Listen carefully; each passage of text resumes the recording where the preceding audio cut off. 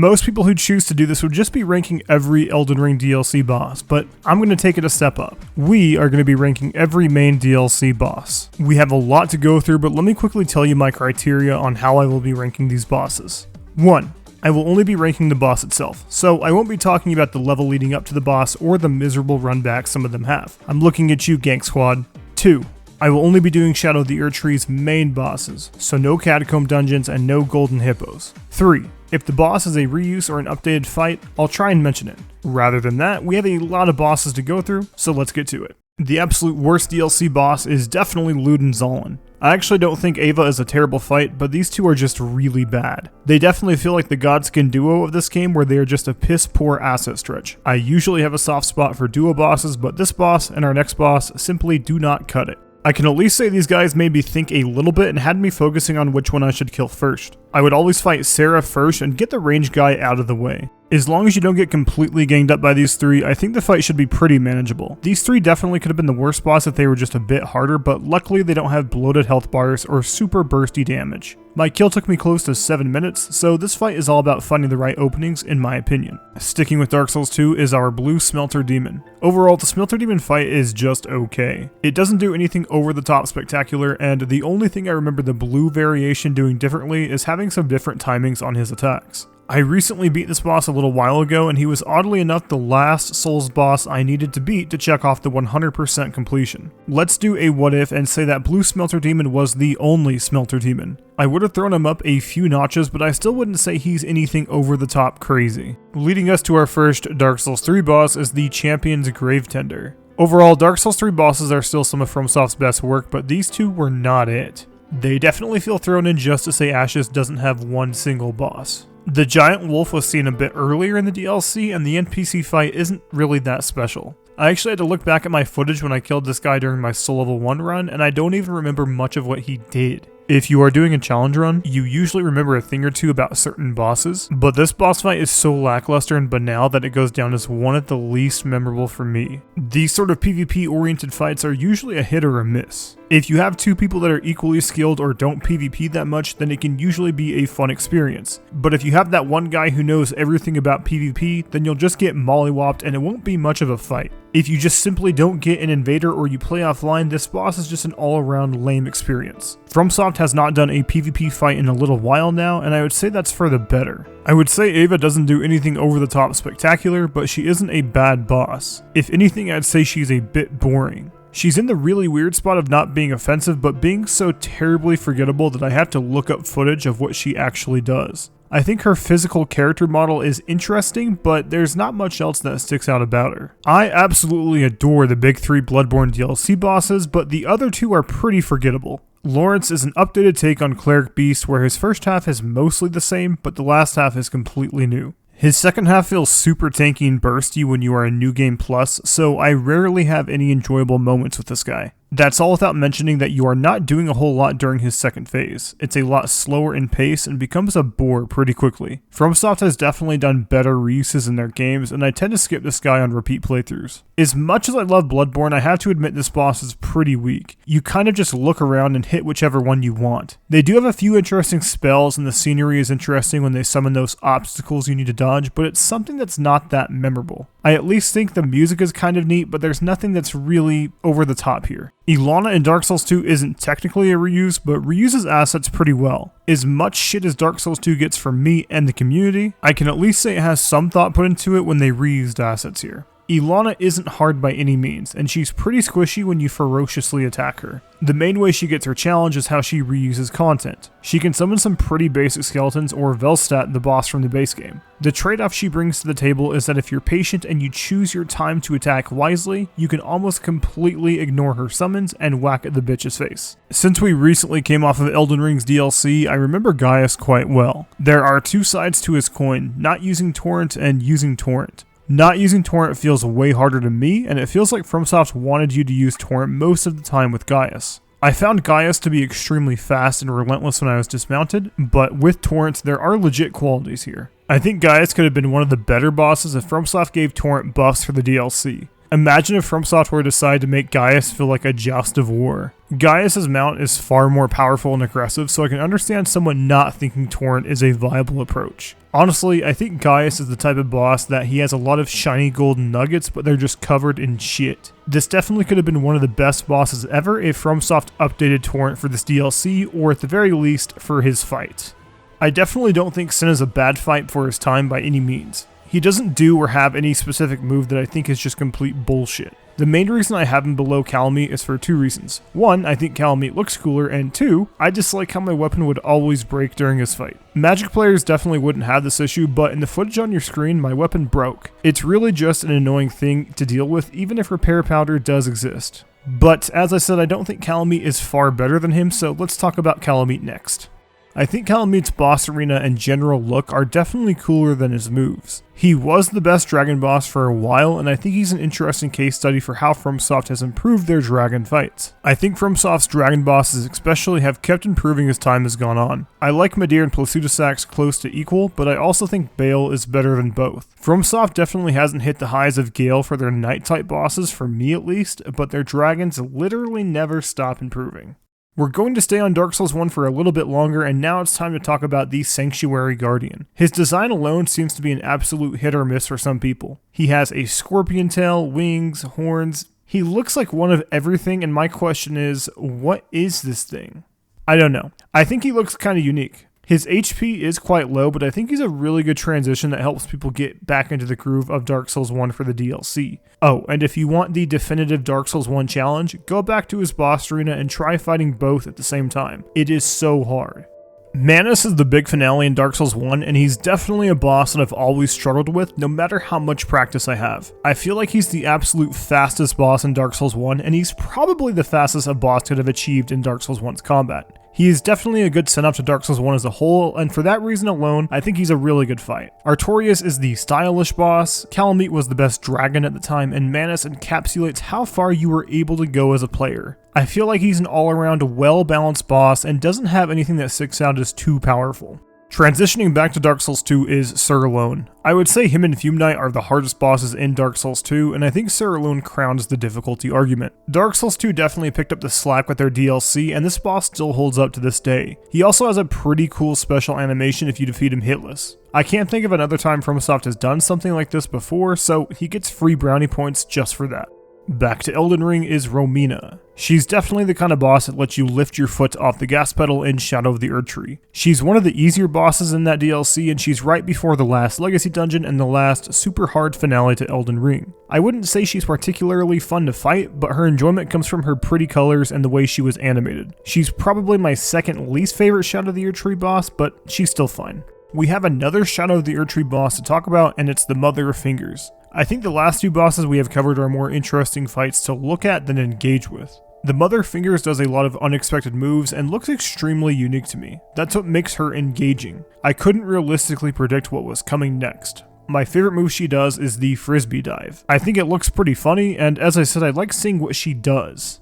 Let's be positive with Dark Souls 2, and I actually really like the Fume Knight. He generally has one of the cooler aesthetics, and his two weapons really stand out to me. Just like Dark Souls 2 as a whole, I remember him having a few janky hitboxes, but it's Dark Souls 2. His mechanic on how he heals is also a unique idea Dark Souls 2 brought to the table. It's not something I find to be groundbreaking, but I can respect the idea of splashing ideas in the water. We have even more positivity with Dark Souls 2, and let's talk about the Burnt Ivory King. I don't summon in FromSoft's other games, but having the knights you find around the map join you in battle was a really fun experience my first time. It makes exploring feel meaningful in general. I also think that it adds complexity to summoning as a whole. It's usually something that just makes the game easier, and that's really about it. Here it makes the boss easier but feels earned. Dark Souls 2 played around with a lot of different boss ideas like we just had a Fume Knight, and I'd say it did a better job than Elden Ring did. Things like the Blasphemous Claw or Mohg's Crystal Tear feel cheap to me, but I genuinely enjoy what Burnt Ivory King brought to the table. Scadutree Tree Avatar very well may be the most interesting design in terms of pure aesthetic for me in an Elden Ring's DLC.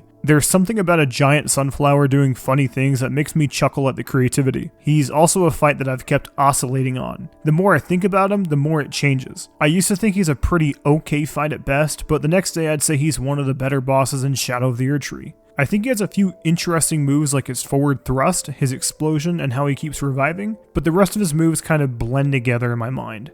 I can also say, just like the Dancing Beast Lion, he's not a basic medieval fantasy enemy, which I really enjoy. I think Radahn is an all-around good boss, but he doesn't feel final level good. He has a lot going for him, but he's also not a Gale or an Orphan of Cost level. His first phase is a pretty good warm-up for what's to come, but for how hard he is, I was starting to get a bit bored of his moves since phase 2 is just an evolution of phase 1. He also has one of the worst moves in the DLC, which I'll just title the X-Slash. I have only seen people properly dodge this on a light roll. This DLC is still pretty new, so I'll have some hope that FromSoft will patch this out. I think the community is split down the middle on Radahn being the final boss in general. We've already seen him before, and I think most of us would have rather seen something completely new than an updated moveset on a previous boss. Radahn is definitely my favorite character since I enjoy brute strength characters, if my build didn't give that away, but I also can't deny I would have rather had something just new and not Radahn.